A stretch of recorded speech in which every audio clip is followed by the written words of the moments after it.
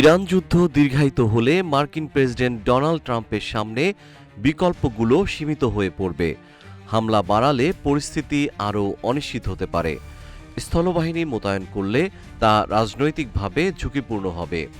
আবার হঠাৎ করে যুদ্ধ থেকে সরে দাঁড়ালে মার্কিন উপসাগরীয় মিত্ররা ক্রুদ্ধ ও শক্তিশালী ইরানের সামনে অরক্ষিত হয়ে পড়বে। এমন পরিস্থিতিতে যুদ্ধবিরতি চাচ্ছে যুক্তরাষ্ট্র, এমন গুঞ্জন বিশ্বজুড়ে।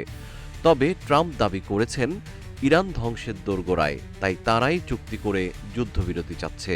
ফ্লোরিডার পাম বিচে এয়ারফোর্স ওয়ানে ওঠার আগে সাংবাদিকদের ট্রাম্প বলেন, ইরানের 4টি বড় বিদ্যুৎ কেন্দ্র উড়িয়ে দেওয়ার ঠিক আগ মুহূর্তে ইরান ফোন করে আলোচনার প্রস্তাব দিয়েছে।